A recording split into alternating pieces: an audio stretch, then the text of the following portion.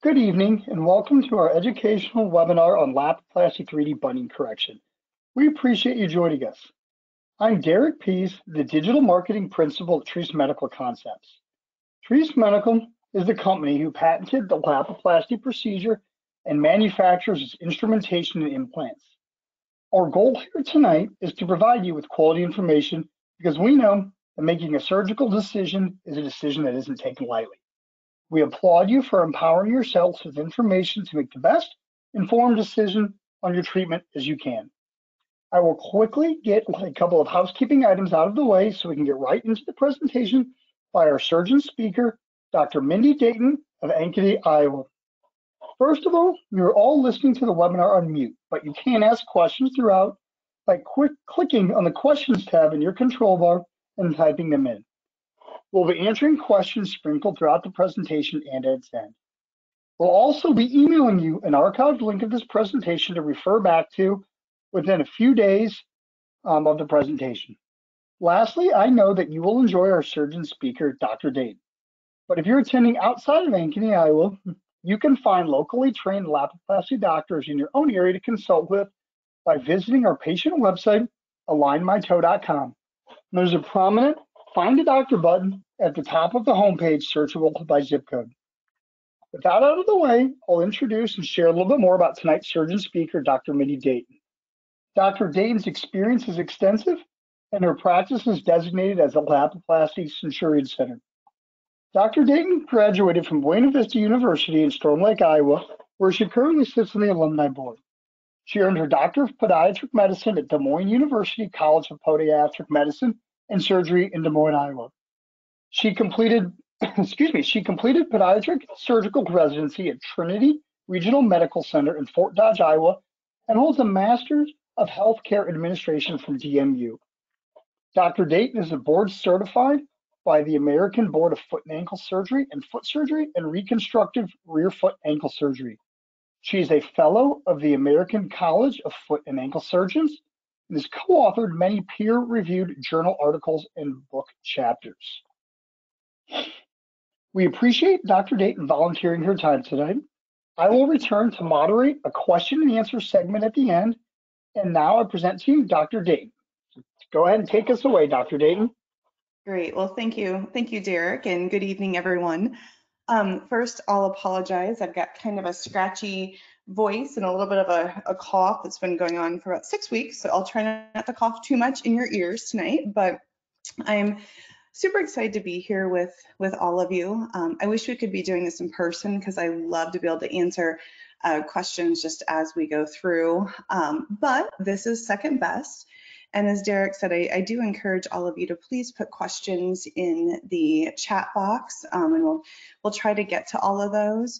And as a little bit of housekeeping on my end, if there's any questions that we don't get the opportunity to answer for you, obviously you can send them to Treese, or I would direct any of you to reach out to me personally through our website, which is footanklecenteriowa.com, or through Facebook at footandanklecenteriowa.com, and I'd be happy to answer any questions for you as well. So before we get started into the meat of everything, a few quick background slides and compliance things, which we all know we need to do. So hopefully you'll see the quick background slide here. Lapiplasty has been cleared by the FDA since 2015. But it's important to note that it's not an investigational device. This has been used, Derek can account to the number later maybe, but in thousands and thousands of surgeries. It's a patented procedure, and the instrumentation that we use and the hardware is manufactured by Treese Medical Concepts, as which Derek has already told us. And the procedure requires advanced training, so this is not offered by all surgeons. As a side note from me, not from Treese, this sometimes comes up because surgeons may say, oh, you don't need Lapiplasty, or you don't want that. And sometimes it's because simply they haven't been trained and they don't understand the philosophy, and therefore they can't offer it to their patients. And so there have been thousands of surgeons trained on Lapiplasty and patients, thousands of patients that have been treated. And as Derek mentioned, my husband, Paul Dayton, and I are both practitioners located here in Ankeny, which is just outside of Des Moines. But if you're not in the area or don't feel comfortable traveling to the area, then you can find a doctor at the alignmytoe.com website that's listed there. It's important to note too that the procedure is covered by most insurances and Medicare, and that's because bunion surgery codes are bunion surgery codes. So Lapiplasty itself doesn't have a specific code that's any different than any other bunion surgery code. But obviously coverage is going to vary based on your location, your insurance, what your physician does put as your diagnosis. So make sure you chat with your physician regarding this as well. And let's see if I can, there we go. I'm going to read this verbatim and then we'll get into the exciting stuff.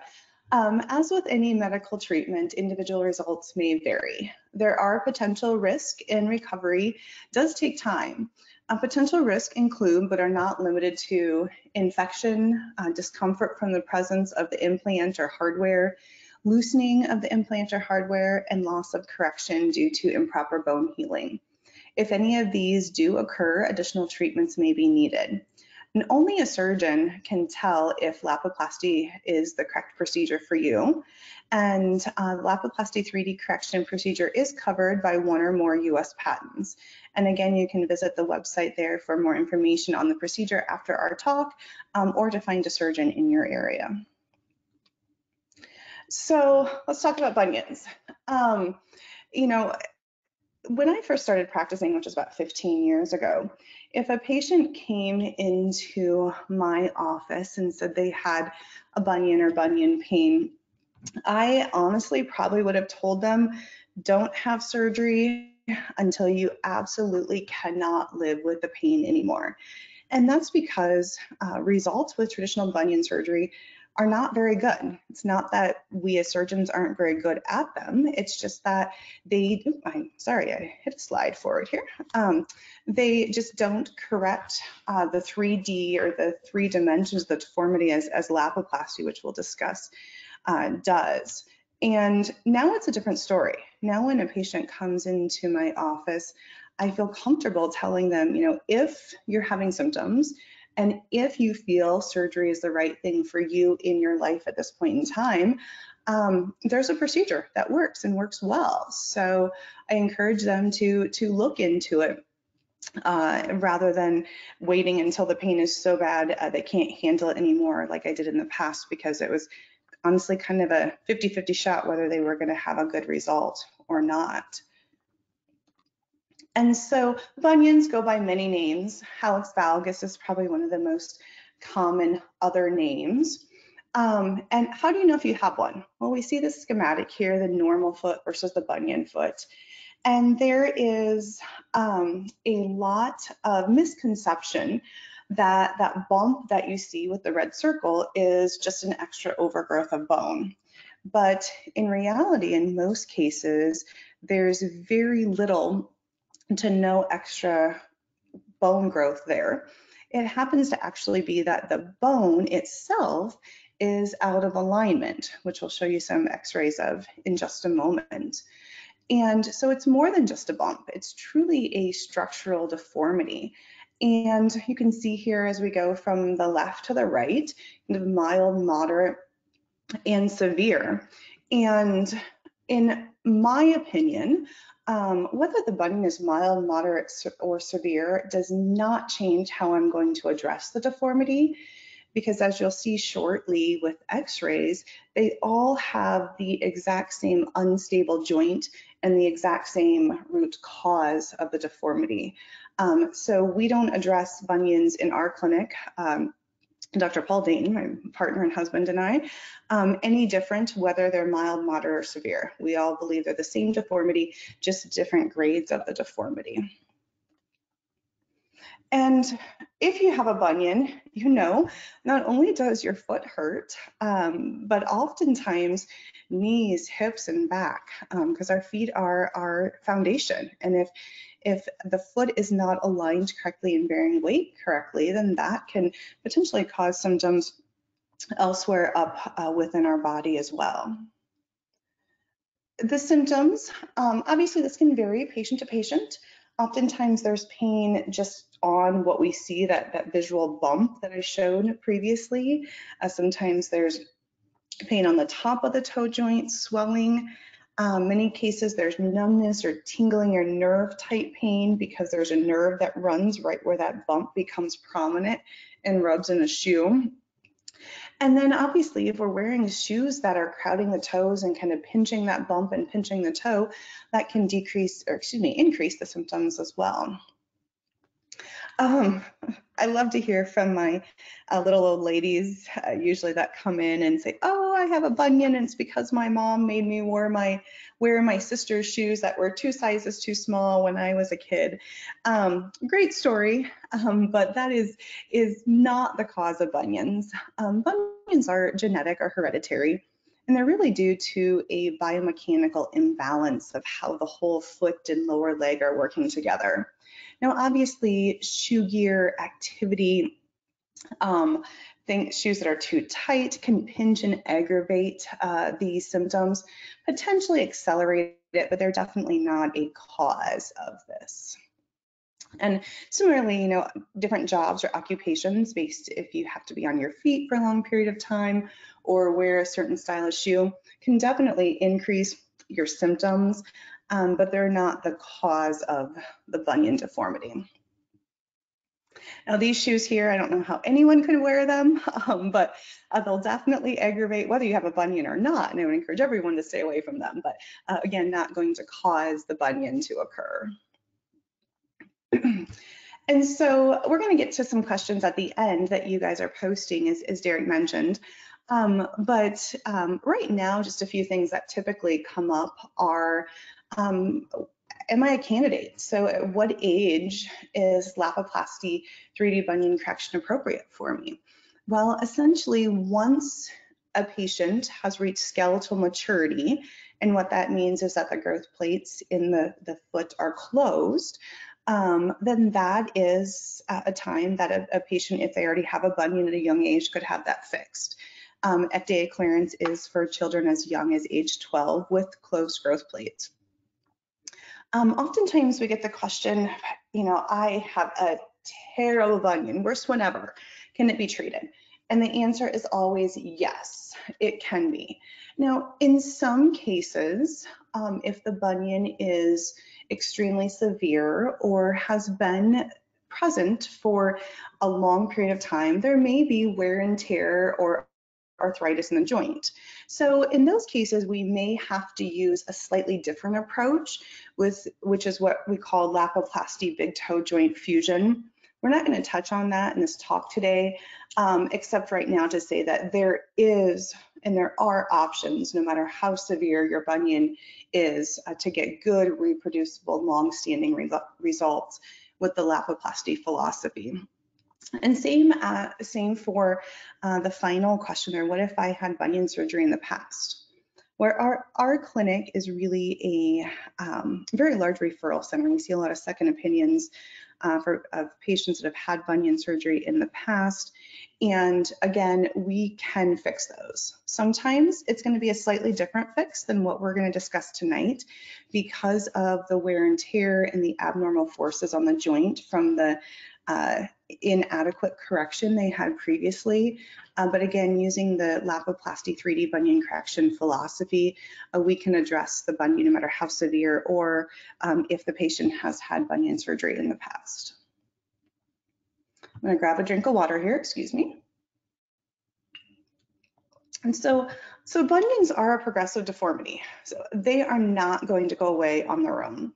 No matter how many Facebook ads you see with this device and that device, I'm here to tell you they cannot fix a bunion. How quickly is your bunion going to progress? If it's mild now or if you don't have symptoms now, That we don't know, we don't have a crystal ball, but odds are it will get worse. Whether or not that causes you enough symptoms to undergo surgery or not, it's very individual per patient, but they're not going to go away with any of the different splints and socks and all the other things that you might see come through on your Facebook advertising. And so what happens if you don't treat the bunion? Well, it could and will most likely get worse.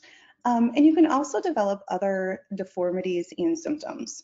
When a bunion is present, it creates additional instability within the foot, which can lead to what we call hammer toes or crossover toes, which is what you see on especially the second and third toe in the picture there. It can result in pain in the ball of the foot or underneath of the second and third toes because of abnormal weight bearing and distribution, as well as arthritis. And as I mentioned earlier, gait disturbances, knee pain and hip pain and all the like. We already touched on this, sometimes symptoms can be managed with conservative treatment, but it won't resolve the deformity. And in our practice, we oftentimes recommend specific shoes, orthotics, sometimes injections, because if symptoms are mild or if a patient is not a surgical candidate based on overall health or just does not feel surgery is appropriate for them at the time, there are ways that we can definitely minimize the symptoms and allow them to live as active and as pain-free of a life as possible. However, it will not correct the deformity. We've already touched on this. Again, there are things that can decrease your symptoms, your pain, but they won't fix the problem. So as I mentioned already, bunions are more than just a bump. What we see as the bump, like you see in the top red arrow in the circle.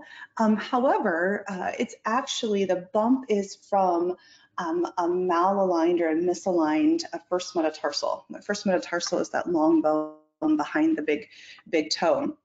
And there's an unstable joint there, which allows that first metatarsal to drift out or drift towards the middle of the body away from the second metatarsal or the long bone behind the second toe. And then based on how and where the tendons attach and how they work, it causes the big toe to be pulled towards the second toe. So that bump is that joint kind of subluxing, or what we call coming out of position. And so there are three planes of the deformity that we're going to talk about.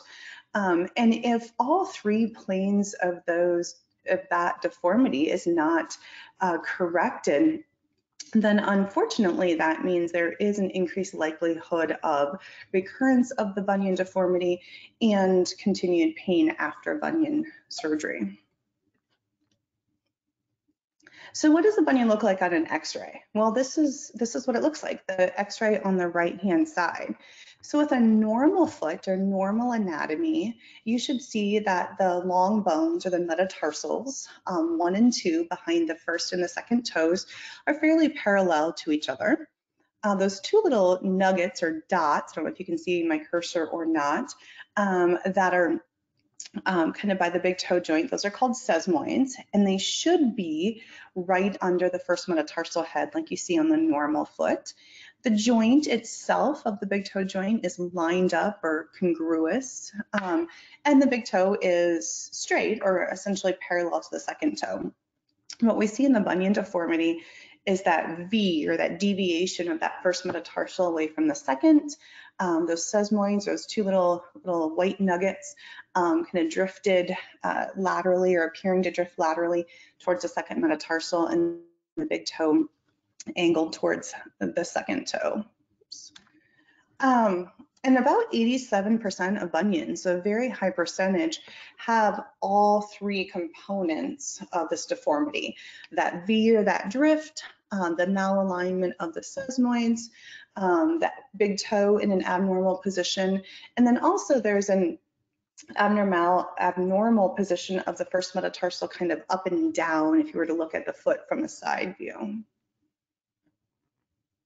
And so again, it's a 3D deformity. So I love this schematic, and this has been around really since Treece first started. If you imagine the Leaning Tower of Pisa on the schematic on the far left, that's very similar to the unstable foundation of the first metatarsal. And if that foundation is unstable, the bone starts to lean sideways. This is that portion where I talked about the first metatarsal, on the side view of the foot may be malpositioned. And so with a bunion, that bone behind the big toe oftentimes gets pushed upwards. And that means that weight can shift underneath the second and third toes, increasing pain under the ball of the foot and increasing the likelihood of a hammer toe or those kind of cock-up toes from occurring as well. And then we have the third problem, and that's this rotation or the sesamoids being in an abnormal position. And so just like your car alignment, if your tires are out of alignment, that's going to cause abnormal wear and tear. And in the case of our big toe joint, that's going to cause damage to the joint surface, to the cartilage, essentially resulting in arthritis that can occur over time. And so if we look at traditional procedures or 2D bunion surgery, which are namely osteotomies or cutting the first metatarsal and shifting it over, or in the case of what we see here, just simply shaving the bump, these procedures unfortunately do not do anything to address the unstable foundation. So again, if you imagine the Leaning Tower of Pisa, and we just shave a little bit off of the side, that does nothing to actually fix the deformity or fix the problem. And it may look better for a period of time, but in reality, it can actually even increase the instability and lead the bunion to progress even quicker. Similarly, if we were to cut that Leaning Tower halfway through or somewhere towards the top and just shift that part over, I'm not an engineer, but I don't think any of us would do that because that's not going to solve the problem either, nor does cutting and shifting the top part of the bone or the metatarsal, because again, we haven't addressed the unstable joint and the root of the deformity. We've not realigned this first metatarsal anatomically in 3 planes, and therefore there is still a good likelihood that the bunion will recur over time. And while it may look good clinically for a period of time, and sometimes even look okay on an x-ray, if you don't know what you're looking for, you can see here that we've not achieved what that normal foot looked like, and therefore we've really not given the patient the best possible result and the best possible long-term outcome, most likely. And if you look at the studies of bunion surgery, it's very clear that there is a very, very high incidence, even up to 70% of recurrence with traditional osteotomies over time. And 1 in 3 patients are dissatisfied after traditional 2D bunion surgery. And this is sad. This is really unfortunate. And I hear this all the time with patients that come into our office saying, my bunion, I've had it forever, it hurts. I really can't do the things I want to do, but I'm scared to have bunion surgery because my Aunt Mary or my neighbor or my sister or whomever it may be had bunion surgery, and their foot doesn't look any better. Their bunion's back, they still have pain, and they had a lot of pain potentially right after their surgery during the recovery, which we'll touch on later. And it's sad because it doesn't have to be that way for patients, because we do have a better way to fix this, which is showing excellent results in the long term. So let's talk about Lapiplasty. What is it and how is it different? This is Tom. This is actually one of Paul and my patients that came to visit us here in Iowa from Florida to have his bunion fixed. And he is he's a fun guy and living his best life, fishing and exercising and just enjoying everything that Florida has to offer, which being in Iowa, I'm very jealous of right now since my temperature is about 18 degrees currently. So Lapiplasty, what is it and how is it different? Well, with Lapiplasty, what we're doing is we are returning the entire bone, the entire first metatarsal, to its normal 3D position. We're truly realigning the anatomy to what is normal. And by doing that, we're able to get that big toe straight and rotated back into the appropriate position as well. We secure that unstable joint, so the joint that is kind of the root cause or allow the bunion to occur. We stabilize that with patented hardware, which we'll talk on in a second. So once this heals, this is a stable, solid construct, and therefore there is very little likelihood, and actually the studies show about 3% or less likelihood that the bunion will recur once we've stabilized the unstable joint. So here you can see in this particular patient, their x-ray on the left there before bunion surgery, and on the right after Lapiplasty 3D bunion correction. And if you can remember back to that normal x-ray I showed you several slides ago, we've been able to achieve that. The first and second metatarsals are essentially parallel to each other. Those little nuggets, those sesamoids, are right under the first metatarsal head. Sesamoid is nice and congruous and lined up, and the big toe is straight, or where it should be, kind of relative to the second metatarsal. And then if you compare that to a traditional 2D cut and shift surgery, you can see that with a traditional 2D procedure, it might look better clinically from the outside, but that joint at the big toe, unfortunately, is going to continue to have wear and tear, just like that car with the poor alignment of the tires, leading potentially to arthritis at a much earlier stage than this patient should have, or they potentially should never have if they really have the joint realigned. And those sesamoids have not been lined up where they should be, which means there's still abnormal soft tissue pull, which could result in recurrence of this deformity over time. An additional procedure that we see, and it's out of favor in the 80s and kind of laughed at because of the poor results. And unfortunately, in my opinion, unfortunately now it's come back into vogue because it's sold as, one tiny stab incision, is this MIS 2D cut and shift surgery. You can see there, whoever has done this has not done anything to truly realign the anatomy, and we've not achieved what we're able to, or the surgeon has not achieved what we are able to achieve with the Lapiplasty 3D bunion correction, with stabilizing the root cause and aligning the anatomy. We often get the question regarding, well, isn't Lapidus and Lapiplasty the same thing? And the answer is absolutely not. The procedure is done at the same joint, yes. Lapidus and Lapiplasty are both done at what's called the first tarso-metatarsal joint. So that's where you see the joint between the long bone behind the first metatarsal and that little rectangle bone behind it. However, traditional Lapidus procedures are not focused on 3D correction. They're essentially trying to align the first metatarsal in what's called the transverse plane, so bringing that V between 1 and 2. But if you see this radiograph on the left, you see that sesamoid still peeking out within that inner space, that little nugget there. And the first metatarsal hasn't actually been made to sit in an anatomic position parallel to the second, like you see with the Lapiplasty. So while they're done at the same joint, they are not the same procedure. They're not the same philosophy. They're not the same instrumented reproducible procedures. And Lapiplasty uses specific hardware, which is, on all of our studies, we're using this hardware, which is what allows us to achieve early weight bearing, which we'll talk about in a moment, and great healing results.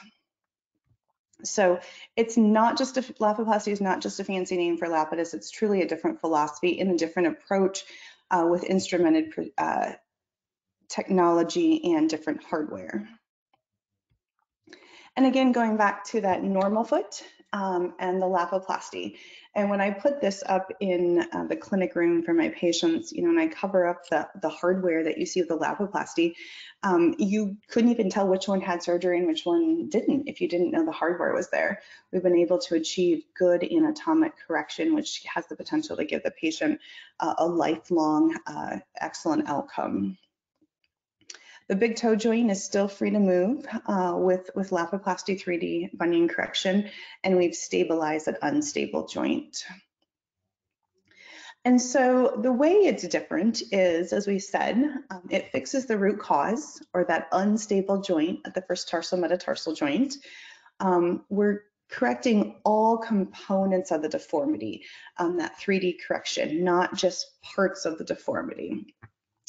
And with the hardware that we use, we're able to get patients back on their feet quickly in a walking boot. No cast is necessary. Now, obviously, different surgeons have different approaches to recovery, so that may vary surgeon to surgeon, but in our practice and in those of us that do a lot of Lapiplasty, rarely is a cast ever used or needed. And we're truly securing that unstable joint. And obviously I'm espousing, these results to you, but you don't have to just believe me. There are multiple published studies, I think we're over 17 now actually, showing the success of the procedure.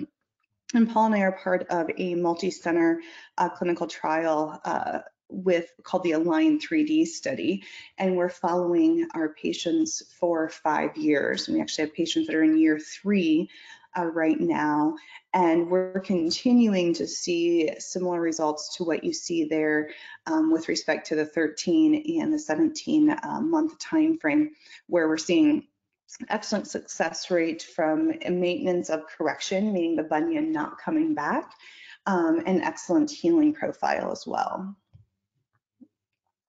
And just some examples of, clinically, I've showed you the x-rays, but clinically, this is what the foot can and should look like post-operatively after Lapiplasty 3D correction. And so obviously a concern of all patients, and understandably so, is, what is my recovery like? What am I going to be able to do after surgery? Am I going to be able to do more things, less things than I did before? Well, I already mentioned it briefly, but with the patented titanium plates, it's called biplanar plating. So you see in the schematic up on the top right there, the 2 plates. With those plates essentially positioned almost 90 degrees to each other, that provides excellent buttressing and excellent stability at the fusion site, but also allows the appropriate kind of biology, so to speak, for healing and continued healing to occur. And with this specific fixation is where we're seeing essentially 97% of patients have excellent healing results as well, without non-union or complications of healing. With the low profile nature of these plates too, there is a very low percentage of these plates that need to actually come out after surgery. That definitely happens. There are patients that, for whatever reason, have some irritation or rubbing due to the hardware. And once you're healed from your Lapiplasty, meaning that those bones are healed in a stable, solid position, then the hardware is just along for the ride. It's not doing you anything once you're healed. So if you would be in the mood, it's as simple as making an incision through your previous incision, removing the hardware, and really just waiting for the skin to heal. It's nothing like redoing the whole procedure again. And so with the initial procedure, what can you expect? Well, with the stability that we're able to achieve with the titanium plates with Lapiplasty, in our practice specifically, we get patients walking in a boot at about day 3 or 4. In our patients, we have them just in a soft compressive dressing the first 3 to 4 days, and using crutches or a knee scooter most of the time, with just a little bit of weight to the heel for balance and transfer. They go into their boot at that first visit about 3 to 4 days after surgery, and then we actually want them starting to walk in the boot. About 5 to 10 minutes out of every hour is what we instruct our patients to do, to walk in the boot, and the rest of the time they're off of it or using a crutch or knee scooter just for a little extra weight relief. And then they're going to be in that boot a total time in our practice of 6 weeks. 6 weeks then is when we start to move them out of the boot into a good supportive walking shoe or tennis shoe. And we're very particular. We have specific shoes that we recommend based on the stability, and it's really an extension of the healing process and the recovery process. And then most patients can start low impact activities somewhere between 9 to 12-ish weeks. And then, and most patients around 4 months, and sometimes a little longer, but most patients around 4 months can return to their normal activities, whatever that may be: running, jumping, swimming, kayaking, and their normal shoe gear. So if we dive into that a little bit deeper, in our practice, we have a specific multimodal pain management protocol that we use, which is ibuprofen and Tylenol, assuming it's safe for the patient to take, with specific dosages at specific times around the clock. And when we do that, combined with the local anesthetic block that we give at surgery and what we have anesthesia give the patient, most of our patients actually use very little to no narcotics, usually somewhere between 1 to 3 narcotic pills total. As I mentioned, our patients personally don't go into a boot until about day 3 or 4. They leave the dressings on until that first post-op visit, and then of course icing and elevation. First post-op visit for us is around that 3 to 4 day mark. That time we remove all the dressings. We let our patients start washing their foot and getting it wet right away after that. No soaking, so no bathtubs or pools, but just a regular shower is fine. Continue resting and icing as needed. We have them continue their Tylenol and ibuprofen still at this time, pretty much on a regular schedule, and then have them start walking in the boot, as I mentioned earlier. Our next visit is at about 3 weeks, about 2.5 weeks after their first visit. We remove stitches at about 3 weeks. You can still expect to have some swelling, tingling. You have to remember, while this procedure has excellent results and a great recovery profile with early weight bearing, it is still reconstructive foot surgery. It's major foot surgery. So you're going to have swelling, tingling, zapping, numbness, all kinds of kind of odd feelings. And that may continue to some extent even for a couple of months, not to the same amount, but it'll gradually improve. But that's to be expected with having your foot completely realigned. We continue walking our patients in the boot, and then again, rest, ice, and over-the-counter pain medications, just if needed at this point in time. We start early active range of motion, so we have our patients actually doing ankle joint range of motion starting at that first visit, and then typically at the second visit around 3 weeks, starting to work on big toe range of motion as well. Then somewhere, again, around 6 to 8 weeks in our practice, it tends to be usually right around that 6-week mark.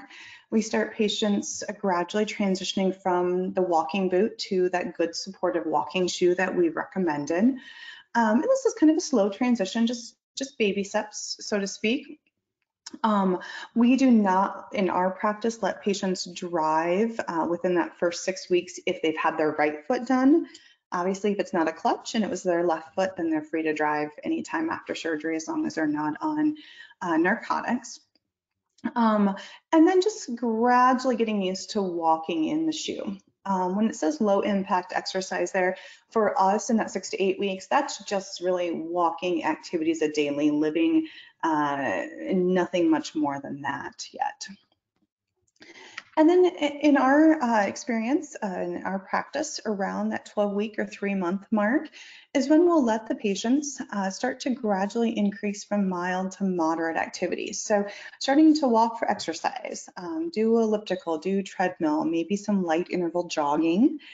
We typically don't want our patients to do any extended running, sprinting, jumping type, lunging type activities until about the 16-week or the 4-month mark.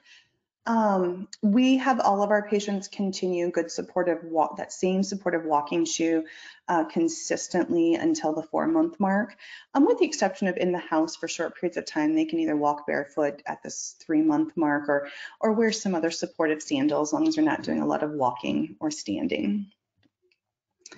And then again, about 4 to 6 months, somewhere in that time frame, usually in our experience, closer to 4 months, patients are released to pretty much start to do everything that they can do based on their comfort level. We follow all of our patients to a year, so we see them at 4 months, 6 months, and then again a final check at a year, just to make sure that there's no other issues that we need to address, and to make sure that they're truly getting the results that we want for them and we expect for them. So we're getting close to the end here. And so just a few other questions that oftentimes come up. So I may be answering a few of them that you guys have already posted in the chat. But one is, of course, when can I expect to return to work?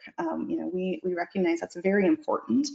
And for our patients, if the patient has a seated desk job and really doesn't have to stand except for to get to their desk and restroom or maybe a printer once or twice a day, they oftentimes go back about a week after surgery.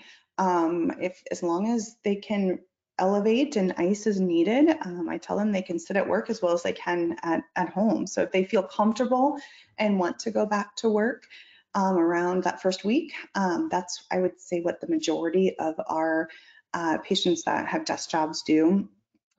After that, it really depends on the restrictions that a patient can have and what their activity is in the individual patient. So, if a patient's a teacher and they can use their knee scooter throughout the day, they may still go back at that 1 week mark, and just knowing that they're going to use their knee scooter for several weeks, more often than not at work. If it's someone who's a laborer or on their feet all day, every day, pushing and pulling, that's going to be more 3 months to 4 months, again, depending on the specific patient and the restrictions of their job or the requirements of their job. I already mentioned this, but just to reiterate, at least in our practice, with the right foot, we don't let patients drive until that 6-week mark when they transition out of the boot. We just don't think it's worth the risk of driving sooner than that. So that is our recommendation. And then we oftentimes get this question: is it possible to have both feet treated at once? Is it possible? Absolutely. Do we do it in our clinic? I will not say absolutely not, because there's obviously exceptions to every rule, but for all practical purposes, no, we don't treat both at the same time. Because while it's uncommon for something to go wrong, if it does, as I tell my patients, you literally don't have a good foot to stand on. However, we will do them as close as 8 weeks apart. So at the 8-week mark, a patient is gradually increasing their low impact activity, but still not released to full activity. So by doing them back to back, which we do quite frequently, it does help decrease the overall recovery time for the patients. That's very common in our practice, but we do not do both feet at one time. And then again, just kind of to, I guess, recap, because we talked about the 2D osteotomy, we talked about the minimally invasive and the traditional Lapidus. And if you look at these with this chart here, Lapiplasty is the only procedure that is able to correct all 3 dimensions of deformity, so truly realign the anatomy and the entire metatarsal bone. It's not the only one, because you can see that the Lapidus does address, as we discussed, the same joint, but it's one of the few that truly addresses the unstable joint. And then with the patented titanium plate technology and the healing profile of that, we're able to get patients walking early in the early return to weight bearing. So Lapiplasty truly does check every box of what we're trying to achieve with bunion correction. And so I will read through this, and I think then Derek will be able to send it back to some questions. Again, just from a compliance standpoint, we have to remember that individual results may vary based on patient characteristics, as well as surgeons. There are potential risk, and recovery does take time. This is a fantastic procedure with fantastic outcomes, but it is reconstructive foot surgery. So you have to go into it knowing that this is going to take time to heal, and give yourself the time to heal. Potential risk include, but of course are not limited to, infection, discomfort, irritation from the implants or the hardware, loosening of the implants or hardware, and then loss of correction due to improper bone healing.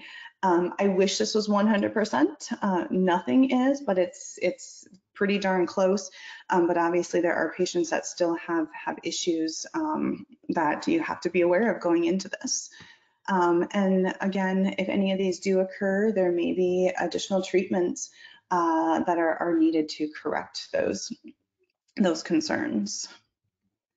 And as I mentioned at the very beginning, you can visit the TREACE website, alignmytoe.com, where you can find a surgeon in your area that does the procedure. One thing I do want to touch on, as I see this come up a lot in Facebook forums, is orthopedic surgeon versus podiatric surgeon. And both orthopedic foot and ankle surgeons and podiatric surgeons, if trained appropriately and well trained, are perfectly qualified to do this procedure.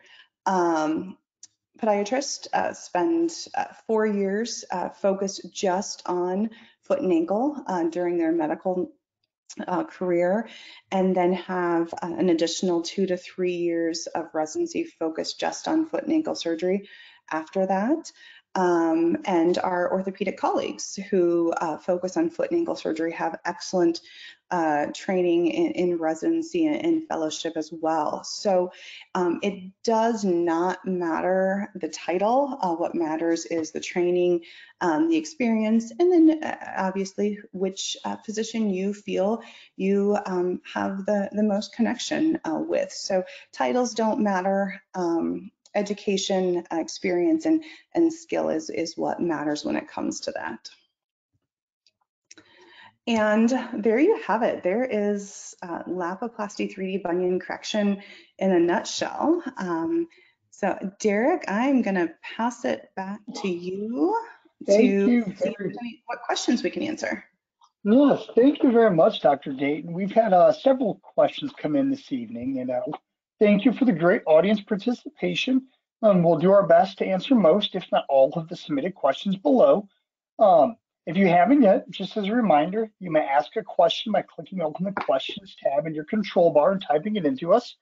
Another reminder for those who may have to leave early, we will be emailing out the webinar recording to anybody who registered for this evening. So if you're wanting to come back and listen to some questions later time, you'll be able to do so. So before I turn your questions over to the doctor, I'll start by answering a quick question that has come in repetitively during the presentation, and that is the Lapiplasty procedure covered by insurance and/or Medicare? And the answer is yes.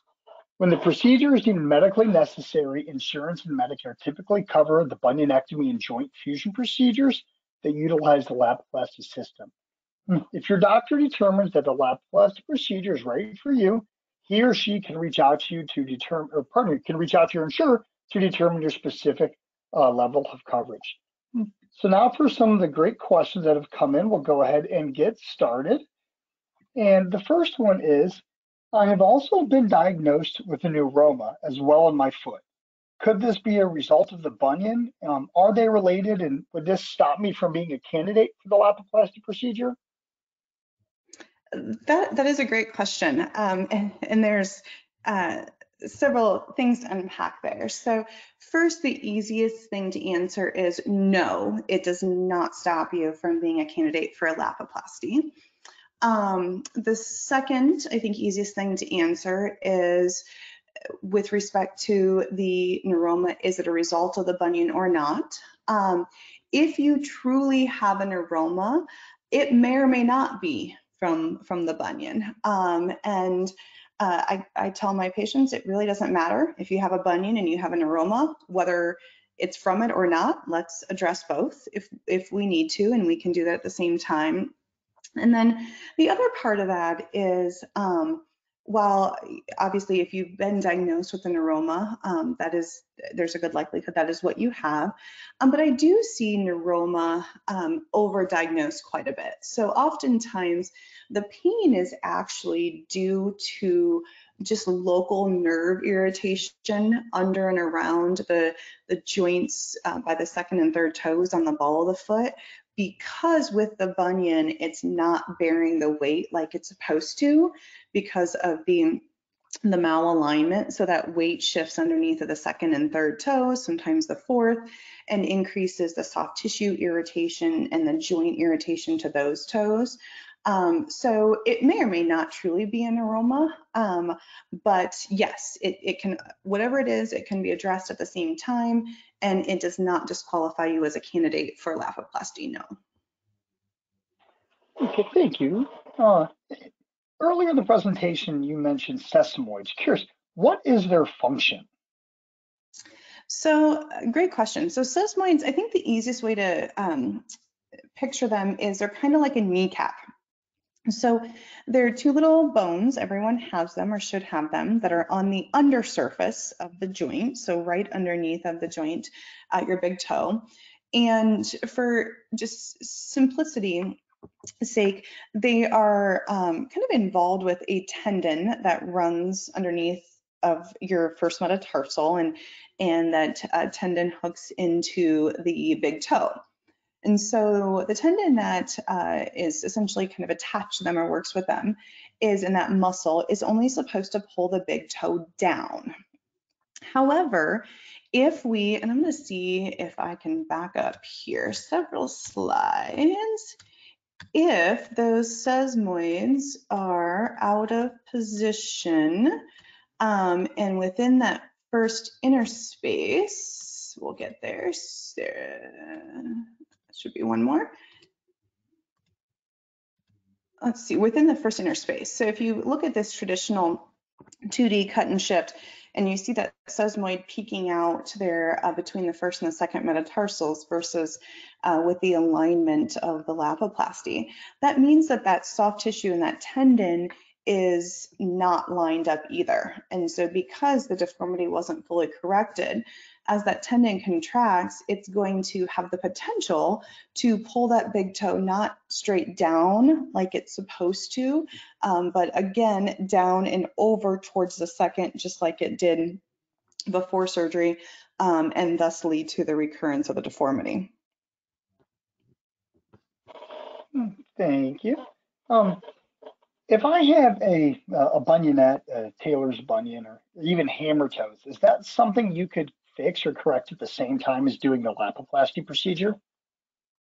Yes, absolutely. So we commonly address the bunion, any hammer toes that may be present, the bunionette or that Taylor's bunion deformity, that prominence similar to kind of a bunion just on the reverse out by the fifth toe. We commonly address those at the same time. Additionally, there are some patients, and it's too much to cover in a talk like this, but there are some patients that have what's called metatarsus adductus. So that's a fancy term for not only is that first metatarsal shifted inward, but the second and third are shifted in too far as well. They're kind of windswept in. And in those cases, we can't just fix the bunion because there's no place to put it because it's going to get blocked by the second metatarsal. So we have to fix all three. And we do that at the same time as well. Sometimes a patient may have a flat foot deformity, or very unstable kind of arch and back of their foot that we have to address at the same time. So most of the time we can fully address all the deformities at one time. There are some cases where, just based on the severity of the deformities or the patient and their overall health and risk factors, that we do have to what we call stage the procedure. So we might have to fix part of it first and the rest later, but most of the time everything can be addressed at one time. Great answer, because you answered some other questions we had come through about metatarsus abductus and flat feet. So good, thank you. Yeah. And some of these are some great ones coming through. And so I know some of these you may have addressed, Dr. Dayton, but we did have some patients join a little bit later. So we're curious, another one that's coming repeatedly is, can you do both feet at the same time? As I mentioned, can you? Yes. Do we do both at the same time in our practice? No. And as I explain to my patients, even though major complications are very uncommon, they can happen. And so literally you might not have a good foot to stand on. So we don't feel the risk is worth it for our patients. But as I did mention, we will do them as close as 8 weeks back to back. So you're still somewhat restricted in your recovery. You're not back to all of your activity, but you are in a regular shoe and then proceed with the second side. So it does cut down on your overall healing time shortly and kind of speeds up the process for you. Okay, thank you very much. Let's see here, getting some good ones here. Is this done under a general anesthetic?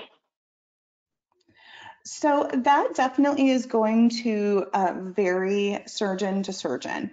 Paul and I do almost, obviously nothing is always, but almost all of ours under a general anesthetic. And one of the big reasons why is we use what's called a thigh tourniquet. So it's kind of like a blood pressure cuff that we put up around the upper thigh.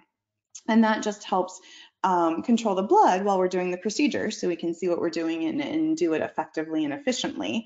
And that can be very uncomfortable if you don't have a general anesthetic. And we don't use like popliteal blocks, or what's blocks of the nerves that oftentimes anesthesia will do right behind the knee. We do a specific block down at the ankle and then right by the surgical site.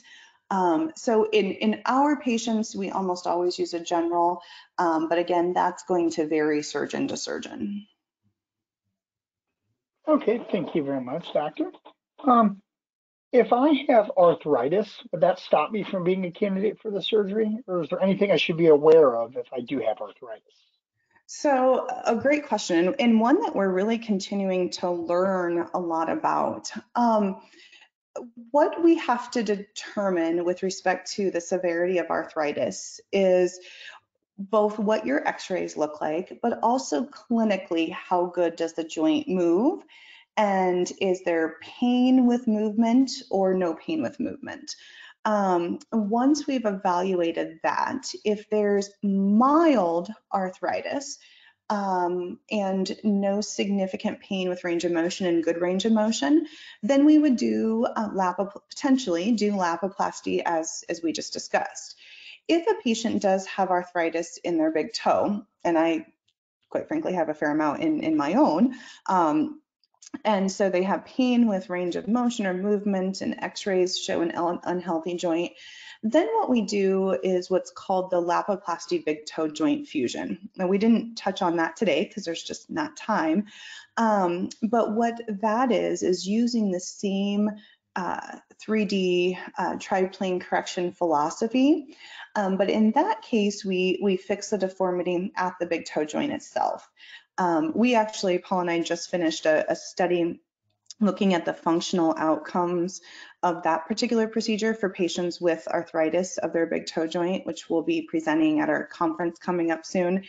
And results of that are excellent as well. So essentially the same healing profile, same recovery, and same great outcomes and functional return to activity as what we see with the Lapiplasty. But it's just a slightly different approach because of the arthritis in the big toe joint. Thank you. If I have a job where I'm routinely on my feet a lot, like someone had mentioned they work for the United States Postal Service, what would be a realistic time frame where they might be able to get back to work?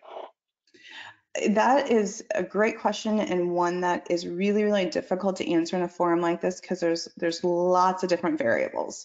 So it's going to depend on if they let you return to work in a boot or not, if you can sit for part of the job, part of the day.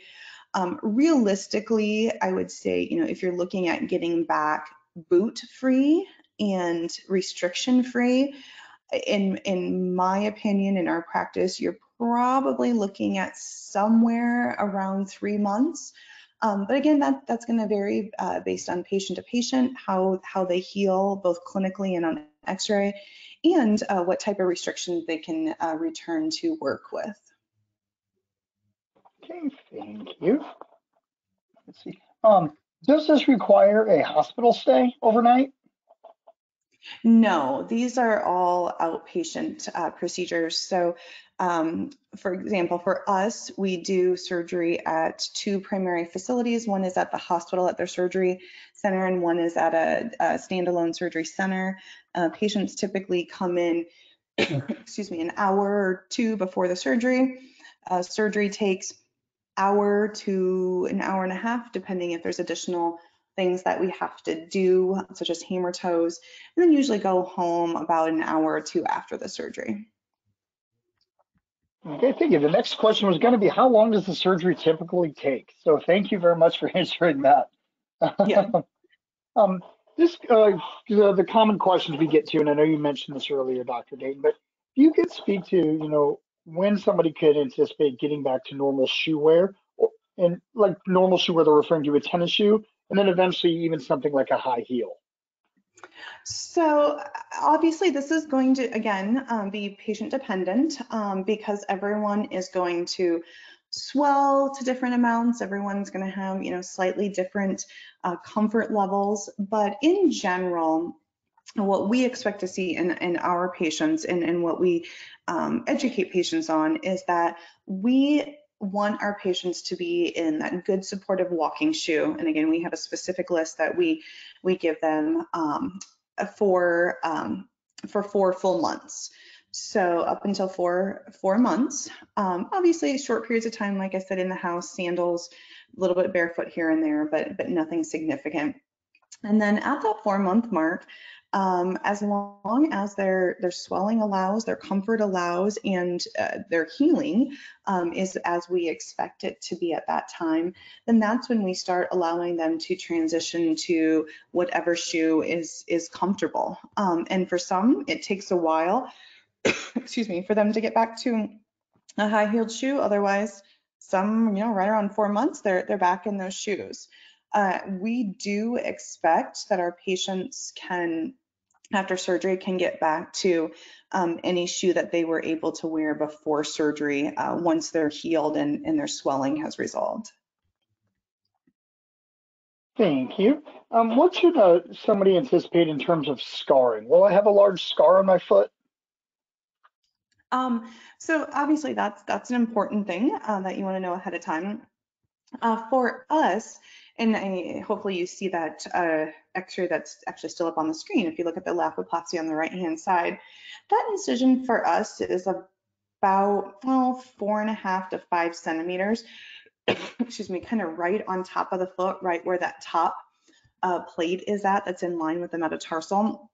And then in many cases, there is a second incision, which is up on the medial or the inside, like towards the inside of the body. So if you're looking at that Lapiplasty picture, it'd be the left side of the big toe joint, a small incision there. or one right between the first and the second joints, which are just pretty small, about 2 centimeters. What we see in our patients is that the scars are typically not that bad. There are patients who, unfortunately, just based on their skin makeup, are going to scar worse than others no matter what. But we, take caution to treat the tissues very carefully when we're going in and when we're coming out, so to speak, of the incision site. And scars are definitely visible for a year to a year and a half for most patients to some extent, but most of the time they fade and are hardly visible and very soft afterwards. Okay, thank you. If I've had a previous bunion surgery before and my bunion came back, would I be a candidate for the Lapiplasty procedure? Maybe that, and I say maybe, and then I'm going to follow that with a very quick yes. So you are definitely a candidate for either Lapiplasty, as we discussed, or the Lapiplasty big toe joint fusion. We do a lot of, unfortunately, revision surgery for patients that have had previous bunion surgeries. And if the big toe joint is still healthy and there's not an excessive wear and tear, aka arthritis on the joint, then in most of those cases, not every one, because there's definitely nuances, but in most of those cases, we can use Lapiplasty to still realign the metatarsal. In those that have arthritis, because if you go back to that car picture in the tires, since the bunion wasn't truly corrected, there's abnormal wear and tear and arthritis, then we absolutely can still correct it. We just use the Lapiplasty big toe joint fusion because we have to address the arthritis that's present at the joint. So the answer is yes. Sometimes a slightly different approach than what we discussed tonight, but yes, we can fix it. What should I expect in terms of post-op pain and pain management?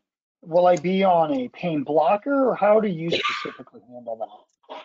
This is one of my favorite questions because it's something that we're really passionate about in our clinic. And I can tell you this will vary a lot, but I can tell you what we do for our patients and what we expect with our patients is, again, we use a multimodal pain management program, and that includes Tylenol, ibuprofen, and a nerve medication called Neurontin or gabapentin, assuming that a patient can take those. Obviously, we modify if they can't. And we have them take those around the clock, even if they're not having pain, starting essentially 2 hours after the surgery. And we have them do that for 10 days straight. When patients do that, combined with the block that we put in their ankle and right at the surgical site at the time of surgery, our average patient, and we do 5 to 8 of these a week, our average patient is taking anywhere from 1 to 3 narcotic pills total. And the reason that the use of narcotics, thankfully, is so low is because we are addressing the pain pathway differently with the Tylenol and ibuprofen. They both work differently, and we're having patients address it before the pain is even present. And then with the way that we do the block, it works excellent. So that's what we expect. Obviously, that is not the approach that every surgeon uses, but it works really well for patients. Thank you. Would anybody ever be too old to be a candidate for the Lapiplasty procedure? Well, age is just a number, right? As I'm getting older. Absolutely. The easy answer is yes. But we look at a patient's physiologic age and overall health versus just age, because age is just a number. I've seen patients who are 60 and I don't think they should have surgery because of their overall health profile. And we've done Lapiplasty big toe joint fusions in patients over the age of 80 because they were healthy and spry and very active. So that is really patient dependent. And the answer is that it really depends on your overall health and bone quality. Okay, thank you. And this another one too. As far as activities such as like walking, biking, or running, or even hiking, more of your impact activities, are those ones I would be able to return to? You know, when should I expect to maybe be able to return to some of those activities? We expect and we find that our patients overwhelmingly all return to the activities that they were doing before surgery. Some even doing more because they have less pain, they don't have the bunion pain any longer. So yes, you know, while I can't promise every patient they're going to return to it, it's what we expect is that the patients will return to their running, jumping, hiking. We do these in, you know, high school and college athletes, football players, basketball players, cross country runners, you know, people that do kind of weekend running, half marathon and marathons. So yes, when can you expect that? Again, that varies patient to patient too, based on their overall how their healing goes, the amount of swelling, and just individual symptoms. But I would say on average, as far as release to return to all of those activities, in our patients, we let them really start going gung-ho, so to speak, if they can tolerate it around 4 months, and then just building up from there as they can tolerate. Are there patients that can do it earlier? Yes. But you know, those are ones that have specifically unique, sometimes athletic abilities and the absolute perfect healing profile. But realistically, 4 months release and really start building up to that. Thank you. And this is, I think, is a really interesting question, and one I'm sure you've heard before. But in listening to this, you know, I'm hearing that there's a lot of different doctor protocols. And is this a newer procedure? You know, with a lot of long-term results. The person's kind of mentioning they're a little bit nervous just hearing that, you know, different doctors may have different protocols on the surgery itself. Well, without at the expense of sounding flippant, welcome to medicine and welcome to surgery. And that's what, you know, oftentimes if you're a layperson and you're not familiar with medicine, and be it cardiology or foot surgery or orthopedic surgery, that is across the board. There's all kinds of different protocols. And I agree, it's unfortunate that we don't practice as much evidence-based medicine as we should. I can tell you that Paul and I have been doing this procedure before it even had a name and the specific instrumentation. So we've been doing 3D essentially correction or triplane correction for over 10 years. And between the two of us, we've done, I think we're over 700 cases now with this protocol and getting the results that I described earlier. You know, again, we're in we're in year 3 of our 5-year study, the multi-center across the country, and those surgeons are using, for the most part, the same protocol. There's still nuances, but for the most part, the same protocol. And the results are showing, you know, that 97+% healing profile and 97% maintenance of correction at years 2 and 3. So what is new is the fixation and the instrumentation that allows us to get the same reproducible results time and time again versus, I'm going to go to the Lapidus. Without the instrumentation, and the fixation, it's really hard to get the alignment and the results like you see on the right. And unfortunately, it tends to be more on the left if you don't have the guided instrumentation that's reproducible. Thank you very much for tackling that one. I know that's a tougher one to address. So this question is a very specific one. Potential patient says, I have Haglund's deformity on the back of my heel. Could I still get the Lapiplasty procedure? Yes, you absolutely can. That may, and obviously without clinically evaluating you and knowing your overall health history and the deformities, that might be a situation where they needed to be staged. So you might have to have one addressed and then the other addressed at a later time. But I'm not saying that's the case for sure. It could be a situation just based on your overall health and potential healing profile and risk factors that they could be both addressed at the same time. But yeah, one does not preclude each other. Sometimes they just have to be addressed separate from each other, and other times they don't, depending on the patient. Thank you. And I know you mentioned this one earlier, but again, I think as we have patients come in and out, how soon could I get back to driving? Person mentions they live alone, so being able to drive, relatively quickly is important to them. Yeah, if it's your left foot, the day after surgery, assuming you're not taking any narcotics, which in our patients is pretty typical, and assuming you don't have a clutch, which is not very common this day and age. Again, for our patients, if it's a right foot, it is 6 weeks.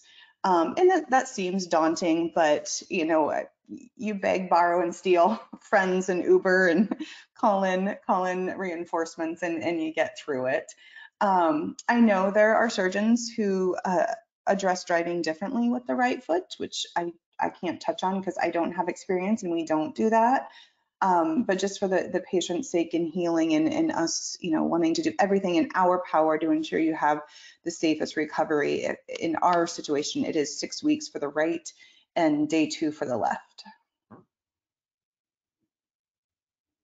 Thank you. And how quickly or when would I be able to get my foot wet for an activity like swimming as opposed to taking a shower? So swimming is going to be typically at the earliest 4 weeks. If your incision looks fantastic, could it be sooner? Maybe, probably not. Usually we're somewhere between 4 to 6 weeks for swimming, and obviously that is kind of floating in a pool, not swimming for exercise and just hanging out. But definitely, usually or at the earliest the 4-week mark, and sometimes closer to 6. Okay, thank you. In fact, let me just reiterate though, showering is 3 days. Showering, let the water, soap run off of it, cleaning your foot, getting the bacteria, the dead skin cells off. We encourage patients to do that right away at their 3 or 4 day visit. Okay, thank you for clarifying that. And person acknowledges you probably asked this or answered this previously, but they wanted to know if there's any need for cutting of any of the bones.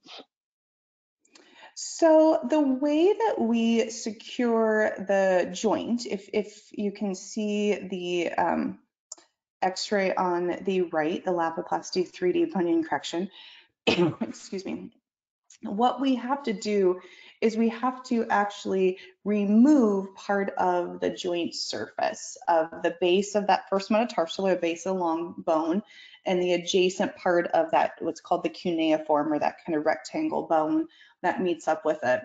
The simplistic way of thinking about it and the way I describe it to patients is we have to create almost like a broken bone situation so that those two bones, which have now been lined up in an anatomic position, because you can't get them to line up right if you don't cut the joint a little bit at the base. And we have that kind of broken bone then scenario that we fixate with the titanium plates that you see there. What that allows to happen is those two bones then heal together or fuse into one solid segment. And that's why if you were on, you heard me talking about removing of hardware. Once those two bones are healed, just like a broken bone, into one stable segment, the hardware is just along for the ride. It's not doing anything to stabilize that anymore. So once you get beyond 6 months to a year, depending on the patient, we can pretty confidently, if we would need to, which rarely do we, but if we would need to, confidently just take that hardware out and everything stays right where it should because it's healed into that position. Okay, thank you. If somebody has osteoporosis, would that make them ineligible for surgery? It isn't going to automatically make you ineligible. Again, there's a lot more than just black and white with this. So it would be looking at, x-ray wise and clinically, what is the severity of it? What's your overall other risk factors? What's leading to the osteoporosis? Is it just older age? Is it a metabolic disorder? Is it diabetes? Looking at those risk factors. And so that it's not an absolute no. We have to fully evaluate and determine, what risk you are for healing problems. The good thing is that with the plates that we use in this biplanar construct, where we use the two plates kind of at 90 degrees to each other, and they're locking plates. So I don't have time to go into the technology of that, but essentially the screws lock into the bone, lock into the plate and make it a very stable construct.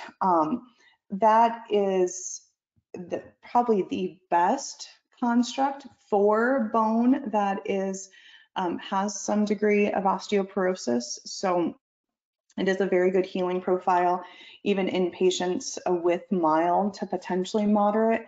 But again, that's going to be a patient to patient looking at all the risk factors and talking about pros and cons and if that's the right procedure for you versus maybe doing it up at the big toe joint with the Lapiplasty big toe joint fusion. Lots of things to really work through with it. Okay. Does the surgery require physical therapy afterwards? So again, in our practice at least, excuse me, this is really patient dependent. So I would say the overwhelming majority of our patients do not need physical therapy. And I believe a big reason for that is because we have them working on early active range of motion of the ankle right away at 3 to 4 days, of the big toe joint around 3 weeks, and we have them walking in the boot right away at 3 to 4 days. And so this really helps with the functional recovery and the maintenance of function of joints and ligaments and tendons and soft tissue structures. However, with that being said, if at any point in time we feel that a patient isn't progressing as we think they should, or if at any point in time, at least in our clinic, a patient says, hey, I think I want to try physical therapy, I feel like it might help me, we will absolutely send them right away. So it's definitely there if needed or if desired. But because of the way that we fixate the bone, the stability, allowing for early range of motion and early weight bearing, we don't find that it's commonly needed in our patient population. Thank you. This one is always one of my favorite ones, and I'm sure you've received this one as well. But should I worry about setting off metal detectors, for example, in the airport? Yes, I get that all the time. And no, you don't have to worry about it. The titanium is not metallurgic, so it should not set off the metal detectors. So. Thank you. Let's see. Here, like, so we got some really good ones. I appreciate all this audience participation coming through.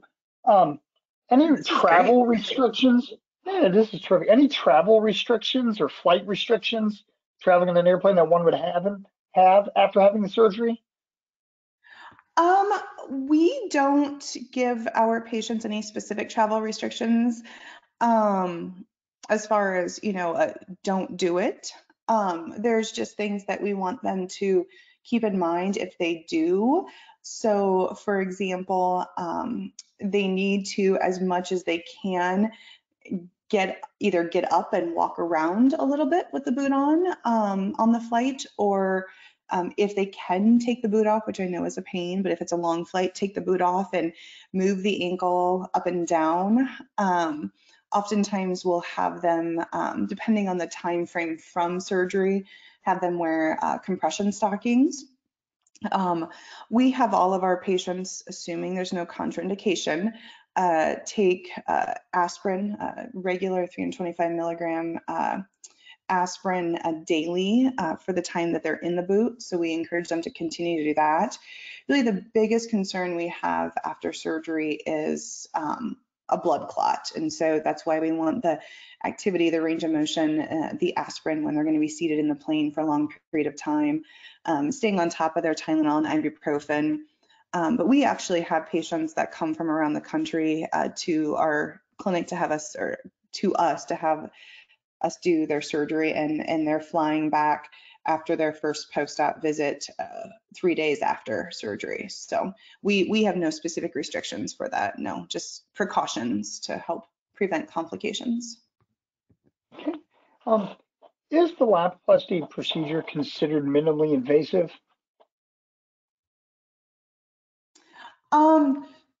So there is what we do in our clinic is we do kind of the, if I don't know if this is the right term, the standard Lapiplasty.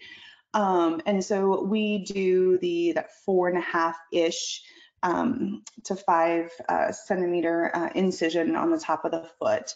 There is a procedure set, an instrumentation that is similar but just slightly different, that allows this to be done through a smaller incision, about 3 to 3.5 centimeters.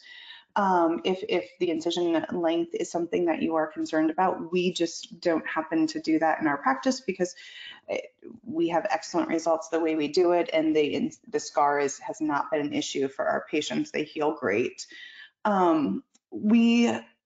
This is getting more theoretical.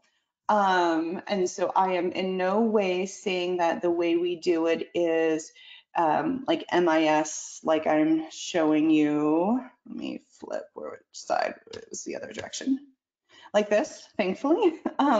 But the way Lapiplasty is done, and the approach when done well really results in very little soft tissue disruption. And because we're just working at one joint and doing very little bone work there, in my opinion, it's minimally invasive, but that is not the traditional term for minimally invasive. So I'm not saying it is the way we do it, but it causes, let's put it this way, it causes minimal disruption of the soft tissue and the bone the way that we do it. Okay, thank you very much for that. And this another good question is coming. What, if you could talk a little bit of what are some of the possible risks involved or complications that could happen as a result of the procedure?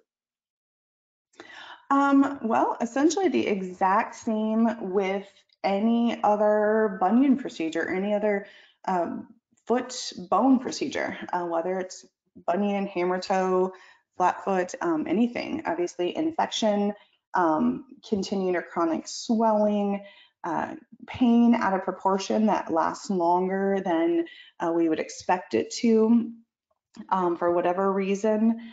Non-union, or meaning that the bones don't heal or don't fuse together. Hardware irritation. I already mentioned the risk of the DVT, or that blood clot in the leg. So the risk with this procedure are essentially the exact same risk as any other bunion or any other bone procedure done in the foot. So it's foot surgery, it's bone surgery, and it has the essentially same other risk profile, with just thankfully less risk of recurrence and a really good healing profile with respect to non-union. Thank you very much. A couple more questions before we start to wrap up. If I'm not experiencing pain, but I definitely have a bunion on my foot, should I look at getting the surgery, or should I wait until it maybe starts to hurt a little bit more? That is a great question, and that is very, very patient dependent. If you're on at the very beginning, as I mentioned, 10, 12 years ago, I would have told you wait, because beyond 10 years ago, we were doing the traditional procedures too that didn't have good results. Now I tell every patient it's really up to you. If you can still do the things that you want to do and wear the shoes that you want to wear and don't have symptoms, and want to wait and see what happens, I don't see a problem with that. On the flip side of that, because we know this is a progressive deformity, we don't know how quickly it will progress or what other issues it will cause, but because it has the potential to do that, and as the deformity progresses and other deformities such as hamartos occur, now we have more things to fix and more potential complications with surgery. For some people, it is the right thing to fix it earlier before they have the other symptoms and the other deformities, and that's really a person to person. You know, I get that all the time. You know, if it was your foot, or if I were your mom. And I guess the answer is it's not my foot and you're not my mom. So you have to make the decision that you think, with the knowledge and education that your surgeon gives you, what makes the most sense to you at your life in this time. Thank you very much for that. And then this patient says, I have Ehlers-Danlos, and I may have said that wrong. Would that be a complication with them getting the procedure? So Ehlers-Danlos is Thank you. Yeah, it is not a contraindication, meaning it's not a reason you can't have the surgery. We actually have done it in a couple, not that many, because it's quite frankly and thankfully for patients, it's not that common. So I'm sorry that you do have that. But we have done it, and there's just some additional things that really as a surgeon we have to keep in mind, because there's more instability in the foot than the average patient. So sometimes it may mean using additional screws or additional hardware to better stabilize the foot to decrease the risk of recurrence, because there is, at least in our experience, a higher risk of recurrence with that. But it's definitely still an option. It's just you need to make sure somewhat go to a surgeon who has experience with that, so they can try as best as possible to address the additional instability to decrease the risk of it coming back. Okay, and then we'll end with this last question. Will getting this procedure lead to the straightening out of my other four toes? No. So Lapiplasty itself, 3D bunion correction, is not going to, if you have contractures of your second, third, fourth, or even fifth toes, it will not fix those. Now, if those toes are just drifted laterally, so meaning if they are drifted towards the outside of the body or towards the fifth toe, and they're not really cocked up like a hammer toe, that is a potential indication that you have what's called metatarsus adductus, meaning that not only is your first metatarsal drifted in, but so are your second and third. If that's the case, then the entire metatarsus adductus, so metatarsals 1, 2, and 3, should be addressed. And if they are, then that will allow your lesser toes to straighten up. If the toes are contracted, so they're kind of cocked up like a hammer toe, then that deformity has to be corrected at the toe itself. Terrific. Thank you so much. So as we begin to wrap up now, if your question did not get answered or you think of something later that you wish you'd asked, please feel free to reach out to us. You can email us at patientinfo@treece.net. You can also learn more or find a local doctor by visiting our patient website at alignmytoe.com or lapiplasty.com. Don't forget that as a follow-up, we will email all registrants an archived webinar link for reference. This should come out sometime next week, so be on the lookout in your email for that. We hope you found the information presented tonight helpful. Dr. Dayton and I appreciate you joining us, and we hope you all have a wonderful rest of your night. Thank you so much, and thank you very much, Dr. Dayton. Yes, thank you, Derek, and thank you everyone for joining. And as Derek said, please reach out to Treece, or as I mentioned, You can find our contact at footanklecenteriowa.com. Send us an email and I'd be happy to answer any other questions as well. So have a great night, everyone. Thank you very much. Bye, everybody. Bye.